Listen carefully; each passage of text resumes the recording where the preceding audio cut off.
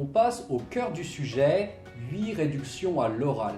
Et si vous regardez cette vidéo jusqu'à la fin, eh bien je vous mets au défi avec un challenge, un quiz qui met en pratique tout ce qu'on aura vu dans cette leçon aujourd'hui. Numéro 1, certains mots en E suivis d'une consonne. Alors on vient de le voir, tous ces petits mots en E vont naturellement se contracter, même à l'écrit, lorsqu'ils sont suivis d'une voyelle ou d'un H muet. Mais à l'oral, ils se contractent également avec une consonne. Bref, ils se contractent tout le temps. Je voulais dire que je rentrerai tard ce soir. C'est la fille que j'ai rencontrée le week-end dernier. Je suis pas sûr de comprendre. Vous entendez le son ch dans le dernier exemple? Je suis pas sûr de comprendre. Je se prononce différemment devant certains sons. Ce sont les sons se, fe, pe, que et te. Je suis, je fais, je fais. Je prends, je prends. Je crois, je crois. Je tiens, je tiens. Vous l'avez? Essayez de pratiquer à haute voix avec ces phrases. Je fais la cuisine. Je prends le train. Je crois en toi. Je tiens toujours mes promesses. Numéro 2. Tu suivi d'une voyelle. Devant A, E, I, O, U et Y, le U de tu souvent disparaît. Tu arrives, t'arrives. T'arrives à quelle heure demain? Tu écris, t'écris. Comment t'écris chimpanzé déjà? Tu oublies, t'oublies. T'oublies toujours d'éteindre la lumière en partant. Numéro 3. Il suivi d'une consonne. Quand il est suivi d'une consonne, souvent le L disparaît. Et on prononce tout simplement I. Par exemple, il dit devient il dit. Il chante devient il chante. Il mange devient il mange. Il dit toujours la vérité. Il chante super bien. Il mange comme 4. Alors si vous vous demandez, il mange comme 4, c'est une façon plus courte de dire il mange comme 4 personnes. Ça veut tout simplement dire il mange beaucoup. Numéro 4. Il suivi d'une voyelle. Alors cette réduction est un petit peu plus subtile, un petit peu plus difficile à entendre. Quand il est suivi d'une voyelle, on fait la liaison en prononçant le L. Alors le son ne change pas complètement, mais les mots se prononcent sans interruption. Il aura devient il aura. Il oublie devient il oublie. Il aura 10 ans demain. Il oublie toujours ses clés. Il oublie toujours ses clés. Numéro 5, 7. Alors 7, que ce soit au masculin ou au féminin, peut se lier avec une consonne et même une voyelle, et en général de manière un petit peu plus informelle. Cet été devient c'tété. Cette année, cette année.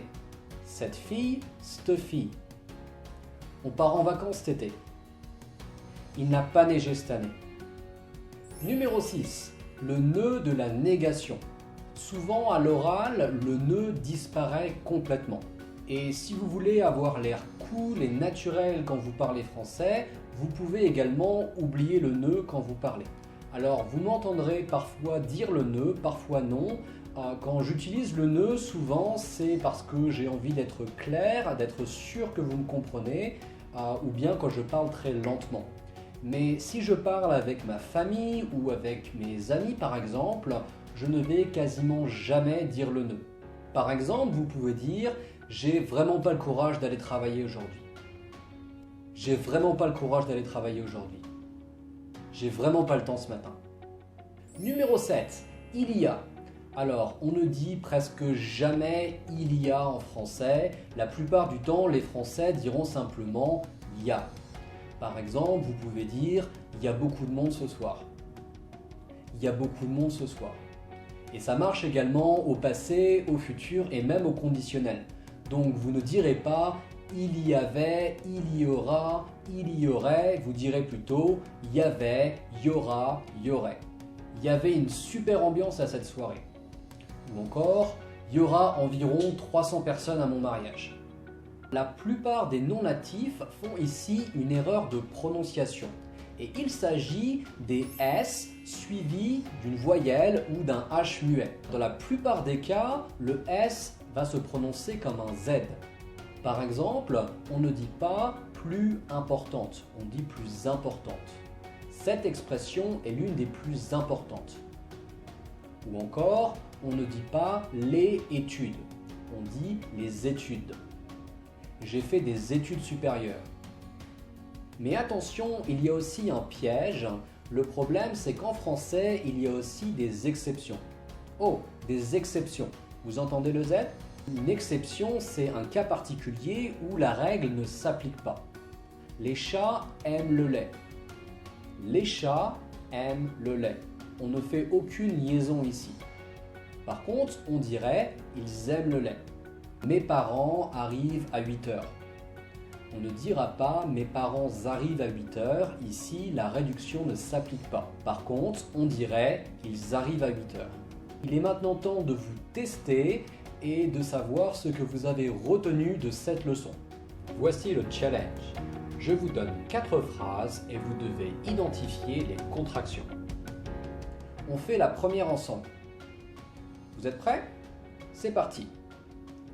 C'est que je serai toujours là pour toi. C'est que je serai toujours là pour toi. Combien de réductions arrivez-vous à identifier? Il y en a 3. Vous les avez? La première, tu sais, c'est. La deuxième, que je. Et la troisième, je serai. Je serai. C'est que je serai toujours là pour toi. Bien, cette fois-ci, je ne vous aide pas, c'est votre tour.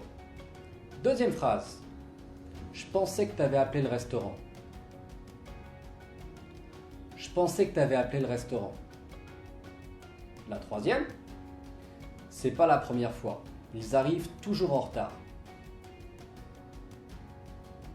C'est pas la première fois. Ils arrivent toujours en retard. Et la dernière. Il n'y a plus de pain, je vais à la boulangerie. Il n'y a plus de pain, je vais à la boulangerie.